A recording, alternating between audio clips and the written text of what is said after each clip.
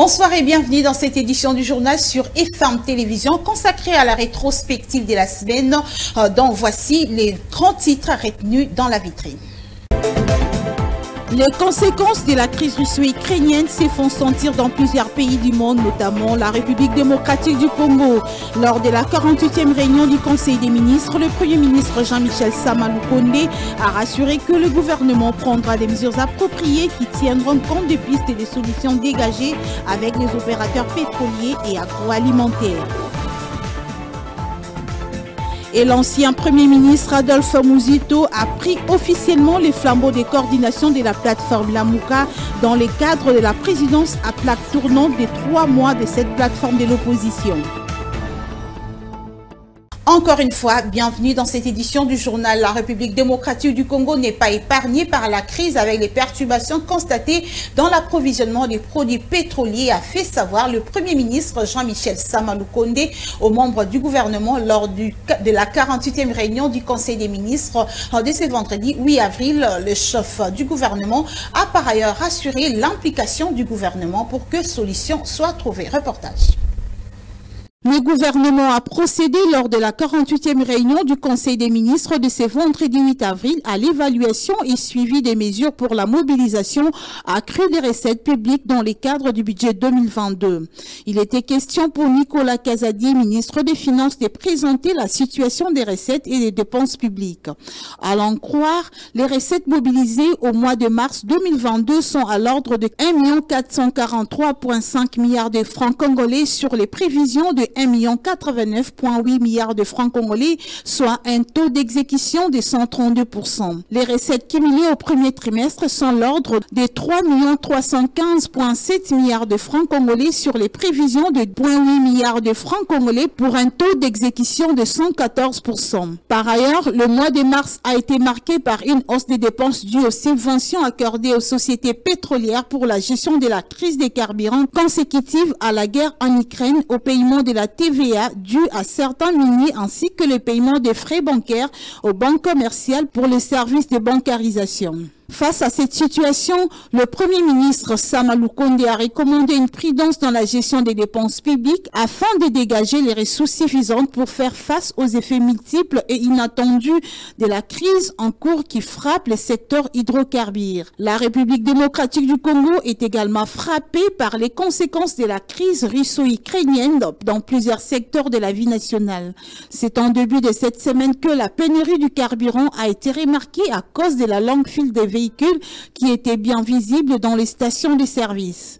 Pour tenter de maîtriser la crise, le gouvernement envisage d'augmenter légèrement le prix des carburants à la pompe. Actuellement, le litre d'essence se vend à 2095 francs congolais. Ce prix pourra varier dans les prochains jours, ce qui aura comme conséquence notamment la hausse du prix des transports en commun et de plusieurs biens et services. Face à cette situation, les gouvernements envisagent donc d'arrêter avec la subvention de manque à gagner des grandes entreprises, notamment les miniers, dans l'objectif de se concentrer que sur la population congolaise faible face à la crise russo-ukrainienne. Processus électoral, la plateforme Lamuka a procédé à la présentation de la proposition de loi portant identification et enrôlement des électeurs. C'était au cours de la cérémonie de passation du pouvoir pour la coordination de cette plateforme. Martin Fayoulou a donc passé les flambeaux de coordination à Adolphe Muzito. Précision dans ce reportage. Après le départ des Katumbi, Bemba et Matungulu, ils ne sont restés qu'à 2 pour les comptes de la plateforme Lamuka. Adolphe Muzito a pris les bâtons de commande de la coordination de Lamuka entre les mains de Martin Fayoulou dans le cadre de la présidence rotative. Au cours de la dite cérémonie, cette plateforme de l'opposition a également procédé à la présentation de la proposition de loi portant identification et enrôlement des électeurs. Dans son dernier communiqué, Lamuka, qui refuse toujours le nouveau bureau de la CENI, insiste sur l'organisation des élections dans les délais constitutionnels en 2023. Cette coalition politique de l'opposition qui a prévenu de n'accepter aucun glissement a saisi des institutions internationales, notamment l'Union africaine, pour dénoncer les tentatives du pouvoir actuel de manipuler les processus électoraux en cours. Il faut rappeler que, selon les textes de la conception de cette plateforme créée en Genève par Martin Fayoulou, Adolphe Muzito, Moïse Katumbi, Jean-Pierre Bemba, Vital Kamerhe Matungulu et l'actuel président de la RDC, Félix Tshisekedi, les mandats pour la coordination est des 3 mois non renouvelables. Seuls les fondateurs sont éligibles pour coordonner. La culture congolaise est loin d'être valorisée par les Congolais. C'est l'un des soucis de l'artiste plasticien Freddy Ntimba. Il a révélé lors d'une audience lui accordée par les conseillers principaux Collège Commerce International de la Présidence de la République. Précision dans cet élément de reportage. Reçu par les conseillers principaux du Collège Commerce International Désiré Mouala Bol Makob Matalatala, l'artiste plasticien Freddy Ntimba n'a pas mis sa langue dans sa poche. Sans avoir froid aux yeux, ce plasticien a épinglé point par point les éléments qui freinent le développement de la culture congolaise. Quand on est artiste de ce pays qui est le Congo, je pense qu'on a beaucoup de choses à dire et aussi beaucoup de besoins. Donc voilà, je viens ici pas que pour moi, mais pour aussi parler des autres artistes, parce que je pense que nous, artistes, nous rencontrons beaucoup de problèmes aussi. Freddy Ntimba, cet artiste plasticien, plaide pour l'honneur et la considération des artistes congolais de tous les domaines artistiques. Et aussi par rapport au mouvement des plasticiens. Rendons compte que quelque part, nous n'avons pas toujours été honorés à notre juste valeur.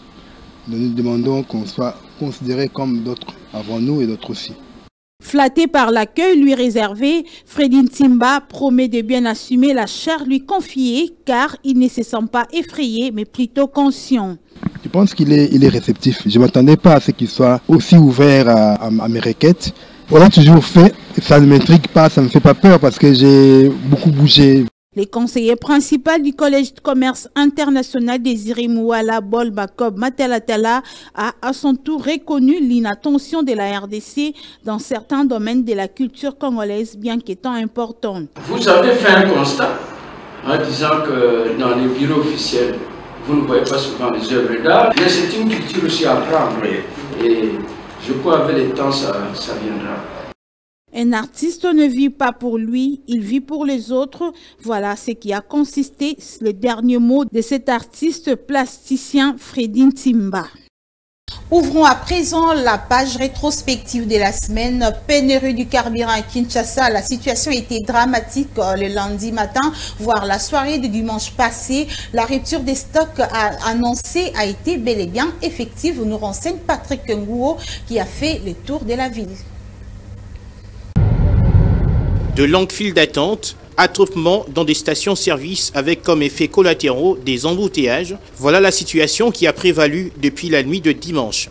Les chauffeurs de taxi, personnel et autres, tous redoutaient la rupture de stock du carburant. Malheureusement, c'est du concret. Ce matin, c'est plus compliqué. Plusieurs stations-service n'ont pas ouvert les portes, d'autres vendent à demi-temps, ce qui impacte directement sur le transport en commun devenu logiquement très difficile. Pourtant, jusqu'à hier soir, le ministère des Hydrocarbures affirmait qu'il n'y aurait pas rupture de stock comme cela s'annonçait. Jeudi, Didier Boudimbo recevait dans ses bureaux les opérateurs pétroliers. Avoir un système de paiement régulier des manques à gagner qui ont été causés par ce système, de telle sorte que les sociétés commerciales puissent quand même continuer à faire des importations de façon régulière. Son Excellence a été même un peu plus loin et a proposé qu'on fasse une certaine projection et qu'on puisse planifier la hauteur des manques à gagner avec le temps. Actuellement, les vendeurs informels du carburant, connus à Kinshasa sous l'appellation de Kadhafi, s'en mettent plein les poches. Ils vendent 1 litre de carburant à 3500 voire 4000 francs. C'est aussi le festival côté mototaxi qui sont plus sollicités. Le prix de la course a également flambé. Certains trajets sont passés de 500 francs à 1000 francs. Cette situation qui frappe de plein fouet la RDC est la conséquence collatérale de l'invasion russe en Ukraine. Kinshasa a réellement vibré lundi au rythme de la pénurie du carburant dans les stations-service, chose qui a occasionné la hausse de prix des transports en commun. Richard Kebeya et Absalon Koubelana ont rencontré quelques conducteurs de taxi-moto qui donnent ici les causes de cette majoration à la hausse. Suivez. Depuis lundi, la population est tombée victime de la pénurie de transport et de carburant. Plusieurs stations-service à Kinshasa étaient fermées. Cela a causé plusieurs difficultés aux conducteurs de véhicules et taxis et mototaxis, ce qui les a poussés à augmenter le prix de transport. Ces derniers temps, si tu payes 10 000 francs congolais, on te retranche 2 000 francs congolais. C'est ce qui fait que le prix des motos ne baisse pas. Michel, lui, tire plutôt directement sur le ministre des hydrocarbures. Ministre des hydrocarbures, s'il vous plaît, c'est votre responsabilité de nous situer les problèmes concernant les carburants. Cela n'a rien à voir avec les chefs de l'État. Cependant, les stations ne vendent plus le carburant comme auparavant. Il faut que le chiffre d'achat soit revu à partir de 5 000 francs, déplore Jean-Claude. Les Kadhafi ont raison de multiplier les prix des carburants. Les stations-service refusent de nous vendre les carburants. Seulement si tu achètes plus de 3 à 5 litres. Ceux qui n'ont commis dans la station, il faut payer ceux qui n'ont bandi à partir de 4 litres, 5 litres comme ça. Ceux qui n'ont que 1 litre, en somme, la situation est redevenue à la normale ce mardi 5 avril dans les stations-service de Kinshasa, après une journée de lundi agitée par la pénurie de carburant, à en croire le ministre des hydrocarbures, Didier Boudimbo. Vital Kamere, Samil Jamal et consorts seront devant la Cour de cassation le lundi 11 avril dans le cadre du procès 100 jours dans lequel l'ancien directeur des cabinets du président de la République a été accusé de détournement de 57 millions de dollars américains, nous dit Patrick Ngouo dans ce reportage. La correspondance du greffier à la Cour de cassation datée du 28 mars dernier est un peu plus claire. Tout démarre dès le 11 avril prochain, soit un peu plus d'une semaine, à partir de 9h30. Vital Kamere, qui a été condamné au premier degré à 20 ans de travaux forcés pour détournement de 57 millions de dollars américains dans le cadre du programme d'urgence de 100 jours du chef de l'État dans son volet Habitat, avait vu sa peine réduite à 13 ans en appel. Pour l'heure, c'est la Cour de cassation qui doit se prononcer en dernier ressort, c'est-à-dire que son arrêt est synonyme de la toute dernière décision sur cette affaire, puisqu'il n'y aura plus d'autres voies de recours dans une autre juridiction, la Cour de cassation étant la plus haute instance judiciaire dans les juridictions d'ordre judiciaire. Le patron de l'UNC, l'Union pour la Nation congolaise, se trouve à l'étranger pour des soins de santé après qu'une demande de liberté provisoire lui soit accordée. Les membres de son parti continuent à clamer son innocence. L'UNC fait toujours partie de la coalition Cap pour le changement avec l'UDPS, même si les états-majors de ces partis ne semblent plus être en odeur de sainteté. Et le dossier François Béa est désormais traité par une juridiction compétente. L'ancien conseiller spécial du chef de l'État, détenu depuis le 5 février à l'Agence nationale de renseignement, a été transféré à la prison de Makala le mardi 5 avril. Précision dans ce reportage d'Eric Dinonzei. Arrêté depuis le 5 février, le conseiller spécial du président de la République en matière de sécurité, François Béa, a été transféré à la prison centrale de Makala. François Béa a passé plusieurs jours dans les installations de l'Agence nationale de renseignement. Sa détention fait suite à des sérieux indices d'agissement contre la sécurité nationale. Près de 3 mois après son arrestation, la situation n'avait pas évolué. Il était présent devant un seul juge. Plusieurs voix ont dénoncé cette démarche qu'ils ont jugée d'inhumaine. Entre autres, parmi les structures qui ont dénoncé cette arrestation figurent quelques ONG des droits de l'homme, entre autres la Voix des Sans-Voix et la CAGE. Ces ONG ont fustigé cette détention prolongée, exigeant une procédure devant les juridictions compétentes. Plusieurs sources officielles renseignent qu'un dossier a été ouvert hier mardi à l'auditeur général des FARDC. Pour sa part, la Voix des Sans-Voix demande aux autorités congolaises de tout mettre en œuvre pour humaniser les conditions de détention de M. François Béa à la prison centrale de Makala, quels que soient les faits lui reprochés. Cette ONG des droits de l'homme souhaite que les conditions de détention de François Béa à la prison centrale de Makala puissent promouvoir l'état des droits dont ne cesse de parler le président de la République.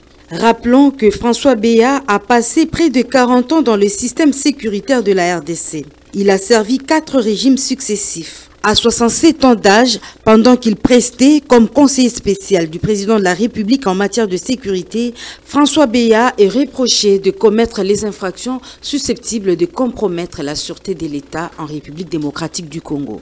François Béa avait été transféré à la prison centrale de Makala après avoir passé plus d'un mois dans les locaux de l'ANER, vous le savez. Et le porte-parole du gouvernement, Patrick Mouyaya, a ainsi exhorté les uns aux autres à attendre l'issue du dossier avant d'aller dans tous les sens dans la polémique. On l'écoute au micro de Patrick Ngouo et Florent Okita. Je suis surpris de voir qu'on parle du contenu du dossier parce que l'instruction qui était ou les enquêtes préliminaires qui ont été menées au niveau de l'Agence nationale de renseignement ont envoyé les éléments au niveau de l'auditorat militaire. Donc, nous tous, on attend à ce que l'auditorat puisse fixer les dossiers pour que nous puissions nous tous être édifiés sur le contenu. Alors, le petit commentaire que je peux faire par rapport à votre question, j'ai l'impression que beaucoup de gens n'ont pas compris ce que c'est les missions, c'est que sont les missions d'un conseil spécial. C'est très réducteur de penser que toute la République, qui a été secouée par la nouvelle de son interpellation, ne le soit que parce qu'il a géré, parmi des milliers de dossiers qui concernent la sécurité du pays, un dossier qui impliquerait un conseiller du président et que le président aurait pris fait et cause pour un conseiller au détriment du conseiller spécial qui se charge de la sécurité et de lui et de tout le pays. C'est très réducteur. Je souhaiterais sur cette question, il y a une première phase qui s'est passée, il y a la phase préjuridictionnelle qui commence et qui aura sûrement la phase suivante. Nous attendons tous d'être édifiés sur les faits qui lui sont reprochés parce que les questions qu'il gérait au quotidien relever de la sûreté d'État, de la sécurité de tous, et c'est des questions qui ne doivent pas être abordées avec une certaine légèreté.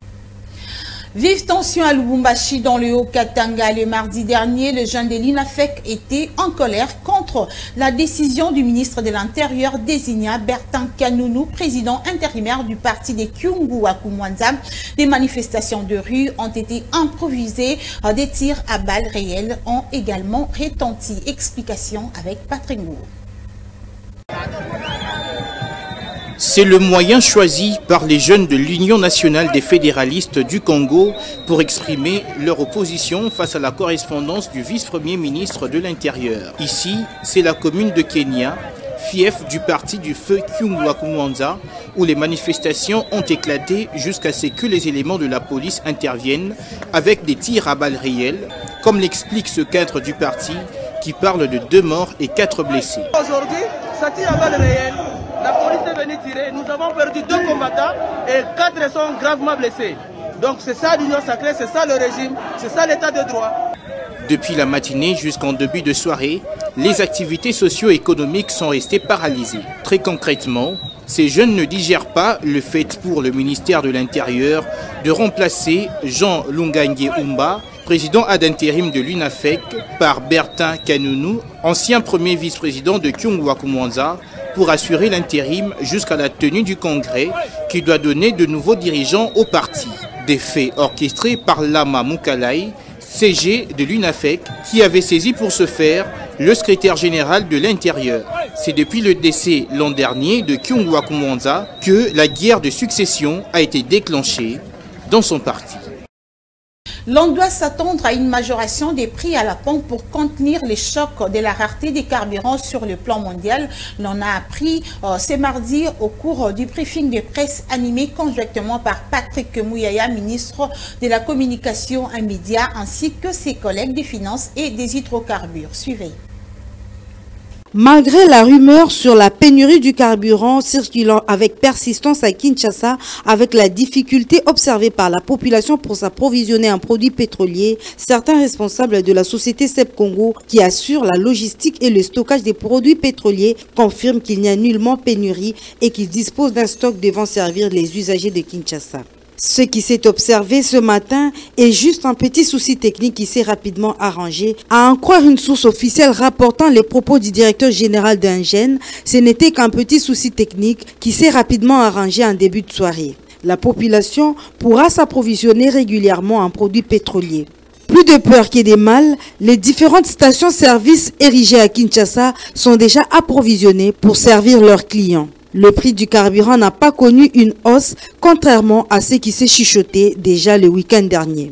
Toutefois, le gouvernement et les responsables des entreprises chargées des produits pétroliers travaillent de concert pour trouver une solution en vue d'endiguer une hausse probable du prix du carburant au niveau mondial. Élection des gouverneurs et vice-gouverneurs dans les 14 provinces à problème. La haute hiérarchie de l'Union sacrée a rendu public le mercredi la liste des candidats retenus pour les élections prévues le 6 mai prochain. La haute hiérarchie de l'Union sacrée demande aux autres candidats de désister. Précision dans cet élément de reportage que nous propose Rite Dinanzé. Voici la répartition faite par la haute hiérarchie de l'Union sacrée à l'issue de la rencontre de ce mercredi engagée par les présidents du Sénat Modeste Bahati Lukwebo. 3 postes de gouverneurs sont réservés à l'UDPS, les G7 ensemble de gouverneurs, à FDCA, un seul gouverneur, un gouverneur pour les partis AAAC, un gouverneur pour le PPRD Mosaïque, AABC également, un gouverneur, LACO, un gouverneur et enfin un gouverneur pour les partis politiques AAD barre ensemble. Dans les documents rendus publics, la haute hiérarchie de l'Union sacrée demande aux autres candidats membres de l'Union sacrée, y compris les indépendants, à retirer leur candidature de la course, de réserver la copie de leur lettre de désistement à la coordination de l'Union sacrée et se référer à celle-ci pour d'autres dispositions. Dans les documents, il est également demandé à tous les députés provinciaux membres de l'Union sacrée de soutenir et voter pour les candidats retenus sur la liste définitive après validation par la haute hiérarchie de l'Union sacrée. Écho du Parlement à présent, les ministres des Transports, Voies, des Communications et des Enclavements, Chéribin Okende, a été auditionné le mercredi par les députés nationaux dans le cadre du contrôle parlementaire. Dans son interpellation, le ministre Chéribin Okende a annoncé la création de Air Congo. Suivez les précisions dans ce reportage. Congo Airways misait également sur le retour imminent de son avion Airbus envoyé en entretien technique au Maroc, qui devait revenir avant le départ des embrailleurs de Kenya Airways. Fort malheureusement, à la suite d'un imprévu de dernière minute causé par la direction technique, cet avion n'a pas pu être ramené si tôt. Voilà qui justifie la situation que connaît Congo Airways depuis l'expiration du contrat et le départ des avions de Kenya Airways. Par ailleurs, je saisis cette opportunité pour informer la représentation nationale que la situation du transport aérien préoccupe énormément le président de la République, qui m'a donné des orientations efficientes pour mettre en place un nouveau véhicule capable d'apporter des solutions permanentes et durables à la crise que subit le pays depuis plusieurs décennies. Je suis heureux de vous informer, honorables députés, qu'un accord de partenariat stratégique a été conclu avec le groupe Ethiopian Airlines, mettant à disposition 7 avions de nouvelle génération qui pourront nous permettre de relancer les vols domestiques et les vols internationaux en défiant même cette fameuse liste noire de l'Union européenne dans laquelle notre pays croupit depuis plus de 3 décennies. Ce partenariat stratégique engendre Air Congo en joint venture dont la RDC, la République démocratique du Congo, à 51% contre 49% pour Ethiopian Airlines. Sur instruction du chef de l'État et avec les orientations du Premier ministre, je suis en train de tout mettre en œuvre pour que Air Congo vienne en support et non en concurrence contre Congo Airways. Je suis disposé à vous fournir toutes les assurances à ce sujet. Un mot sur les sports. Les léopards de la République démocratique du Congo de la discipline CEF Défense ont exprimé leur mécontentement et sollicitent l'implication du ministre des Sports pour résoudre leurs problèmes de manque de primes après avoir pris part au championnat d'Afrique Angola 2022. L'annonce a été faite à l'issue des échanges avec le président de la Fondation Maloua et président du FC Renaissance, Maître Maloua Billy Cléophas. Suivez.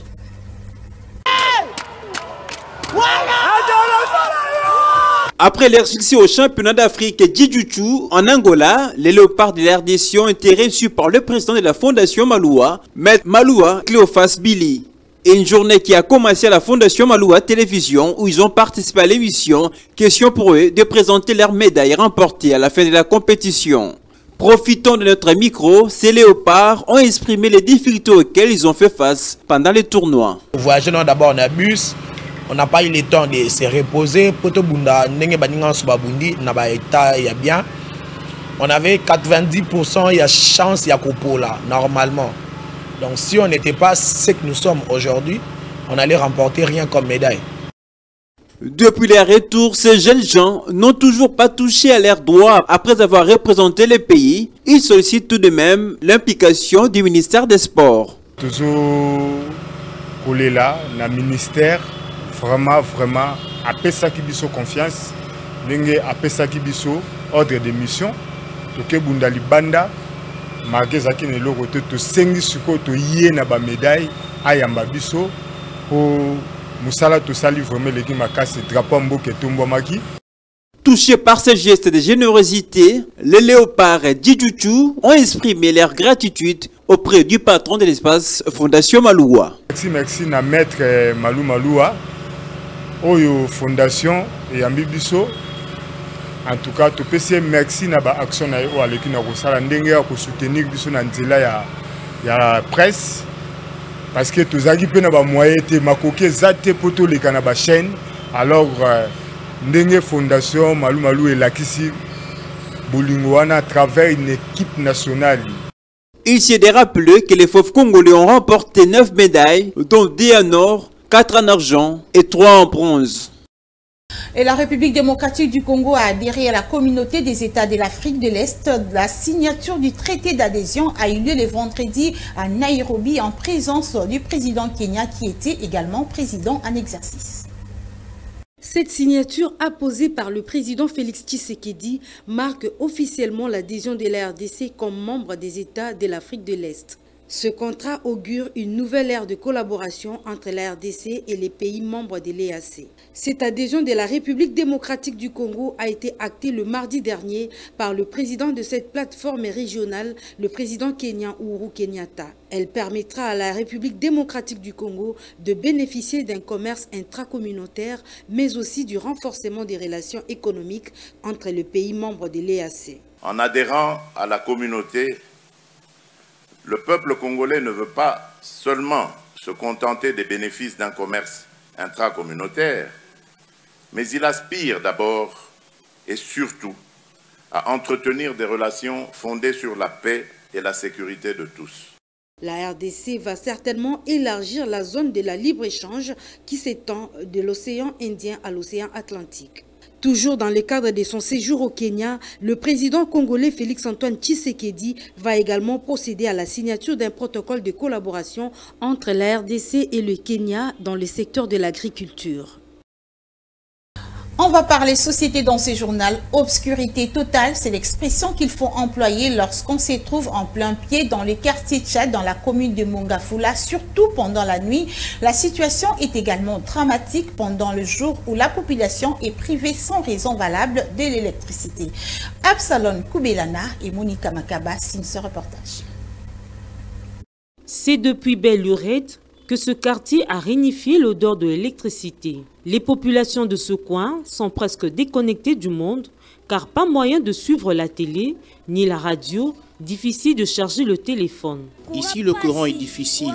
Il y a coupure à tout moment. Il n'y a même pas moyen de regarder la télé. Nous vivons dans le noir dans nos maisons. Face à cette situation, la population utilise des moyens de bord pour faire arriver jusqu'à elle du courant avec tous les risques qui s'imposent. Nous avons du courant par raccordement frauduleux. Il n'y a même pas de poteau. Le courant est juste au parking. Il n'y a pas de poteau partout. L'insécurité, c'est un autre fait malheureux qui est la conséquence du manque d'électricité. Au quartier Tchad, il n'est pas du tout aisé de se promener la nuit. Nous courons beaucoup de risques ici. Il y a de petits qui ne veulent pas travailler, mais qui sont là que pour menacer les gens en route. En plein 21e siècle, avec l'évolution de la modernité, l'électricité se veut qu'incontournable, notamment dans le processus du développement de la population et son épanouissement. Et la population du quartier Sebeka au quartier Ndjoko dans la commune des Landes souffre de plusieurs maux liés à la vie sociale. Pas de routes appropriées pour la circulation, pas d'accès à l'eau et à l'électricité. Ces habitants de ce coin de la capitale congolaise lancent ainsi un cri d'alarme aux autorités compétentes. Reportage. Nous sommes au quartier Sebeka dans la commune de Kimbanseke, un quartier populaire situé dans les parages de la route Ndjoko. Ici, la population fait face à un calvaire hors pair. D'une part, le manque de routes pour se déplacer et d'autre part, le manque d'électricité associé à la pénurie d'eau. Les habitants de ce coin de Kinshasa, contraints de se contenter à l'eau de forage, éprouvent également de sérieuses difficultés liées à la rareté des moyens de transport suite à l'état de la route dégradé par une érosion grandissante. Surpris par la caméra de FM Télévision, les habitants de ce coin n'ont pas émis des réserves pour relater leurs desiderata. Regardez vous-même l'état de la route. Le mode de vie ici est vraiment catastrophique. Il y a peuple, c'est vraiment ridicule.